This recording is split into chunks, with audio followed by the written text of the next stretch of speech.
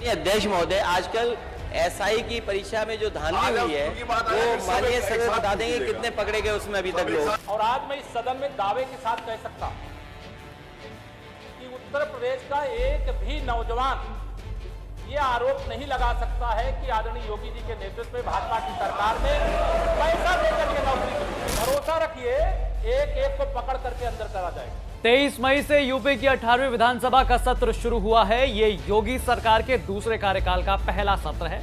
इसमें सरकार ने सत्र 2022-23 का बजट पेश किया, लेकिन सवाल इसमें बड़ा साधारण सा ये उठता है कि भर्तियों में हो रही नकल, धांधली, धरना केस और सबसे ताजा यूपीएसआई भर्ती 2021 को लेकर क्या चर्चा हुई। बड़े पैमाने से धांधली हुई है, सेकंड्स में पेपर सॉल्व किए गए हैं, 100 से ज्यादा लोग गिरफ्तार भी हुए हैं। क्या इसको लेकर कुछ हुआ, और अगर चर्चा हुई है तो आइए जानते हैं इस वीडियो में कि सरकार ने क्या जवाब दिया। नमस्ते, मेरा नाम है गौरव कुमार पांडे और आप देख रहे हैं यूपी तक। भैया, सदन में 25 मई को यह मुद्दा उठाया गया था। नेता प्रतिपक्ष होने के नाते अखिलेश यादव ने यह मुद्दा उठाते हुए कहा, अध्यक्ष महोदय, आजकल एसआई की परीक्षा में जो धांधली हुई है वो माननीय सदस्य बता देंगे कितने पकड़े गए उसमें अभी तक लोग। अब इस पर डिप्टी सीएम केशव प्रसाद मौर्य ने पहले तो अपनी कहानी सुनाई, सुनिए जरा। मैं उत्तर प्रदेश लोक सेवा आयोग सहित प्रदेश के जितने भर्ती आयोग थे उनकी मैं चर्चा कर रहा हूँ। अभी माननीय नेता प्रतिपक्ष ये कहे कि आपके ऊपर कितने मुकदमे हैं, बता दीजिए। एक मुकदमा आप मुख्यमंत्री थे और जो भर्तियों में भ्रष्टाचार हो रहा था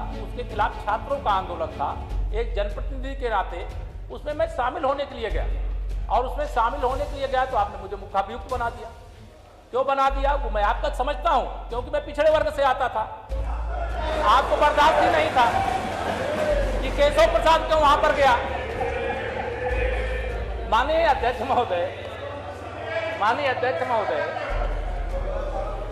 मैं केवल ये कहना चाहता हूं, आपने कहा कि रोजगार हमारी सरकार में, मैं भी गांव का रहने वाला हूं, यहां तमाम माननीय सदस्य जो बैठे हैं गांव के बैकग्राउंड वाले हैं। इसी सरकार के समय बिना पूजा मतलब कुछ चढ़ाए किसी नौजवान को नौकरी नहीं मिलती थी। फिर केशव प्रसाद मौर्य ने नेता प्रतिपक्ष अखिलेश की सरकार पर हमला बोलते हुए बताया कि उनकी सरकार में भर्ती कैसे होती थी और कई बड़े बड़े दावे किए। और आज मैं इस सदन में दावे के साथ कह सकता हूं कि उत्तर प्रदेश का एक भी नौजवान ये आरोप नहीं लगा सकता है कि आदरणीय योगी जी के नेतृत्व में भाजपा की सरकार ने पैसा देकर के नौकरी की। क्या अगर ऐसा था तो आपकी पार्टी से सांसद वरुण गांधी ने पिछले दिनों सोशल मीडिया पर एक तस्वीर साझा की थी, जिसमें बकायदा धरना दे रहे युवा ही आरोप लगाते हुए दिख रहे हैं कि नौकरी ऑन सेल, यूपीएसआई 15 से 20 लाख रुपए, आरओ एआरओ 25 लाख रुपए, लेखपाल या वीडियो 10 से 15 लाख, यूपी पुलिस सिपाही 10 लाख। अरे नेताजी, ये उसी यूपीएसआई के अभ्यर्थी हैं जो धरना दे रहे हैं लखनऊ में लगभग 22 अप्रैल से लगातार। तो क्या ये दूसरे ग्रह से आए हैं या ये एलियन तो नहीं है? खैर, आगे बढ़ते हैं। अब कोई नकल कराने वाला गैंग, ये आपकी उपलब्धि है, मैं मानता हूं कि आपकी जब सरकार थी। इसके बाद उन्होंने बताया कि अभी यूपीएसआई मामले में पुलिस कार्रवाई कर रही है, गिरफ्तारी लगातार जारी है।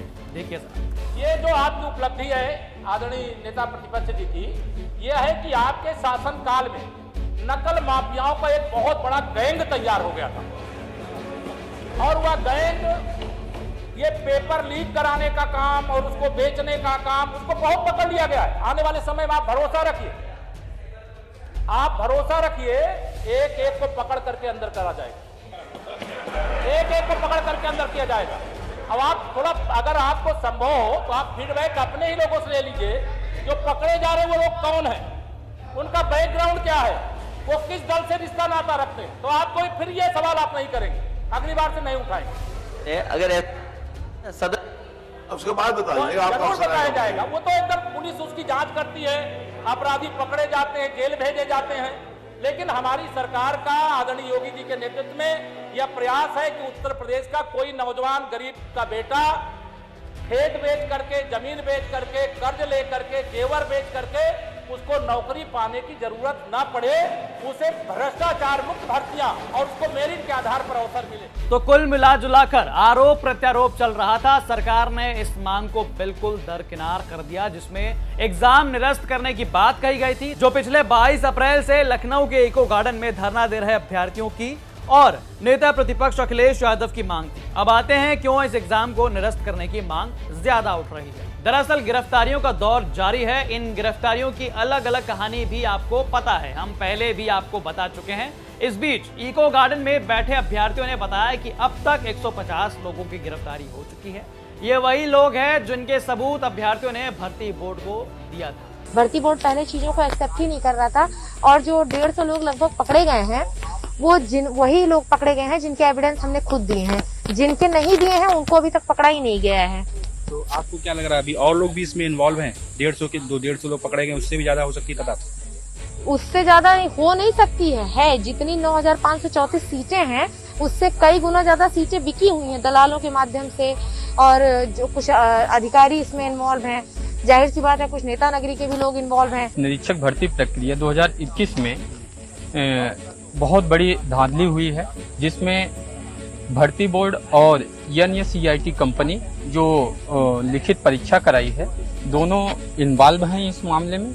और इन्होंने एक तरह से समझिए कि वर्दी बेचो अभियान चला रखा था, जिसमें बहुत सारे सेंटर पकड़े गए और STF ने एग्जाम के परीक्षा के दौरान उन पे FIR भी दर्ज कराई। उसके बाद भी सवाल ये पैदा होता है कि अगर हम किसी सेंटर के ऊपर FIR दर्ज करा दिए तो उसके आगे फिर से उस जगह पे एग्जाम चल रहा है। तो यहाँ जो मुद्दे उठ रहे हैं भर्ती निरस्त करने के लिए वो ये हैं। सबसे पहले स्क्रीन शेयर करके धांधली करके पेपर करने वालों की गिरफ्तारी। दूसरा, NSEIT वही प्राइवेट एजेंसी जिसने ये एग्जाम कंडक्ट किया था, उसका रिकॉर्ड भी कुछ ठीक नहीं है। तीसरा, जो अभ्यर्थी जिनका दावा है कि कट ऑफ से ज्यादा नंबर मिले हैं फिर भी उनका जो है आगे की प्रक्रिया के लिए नाम लिस्ट में है ही नहीं। लेकिन आपने देखा कि सरकार का क्या रुख है।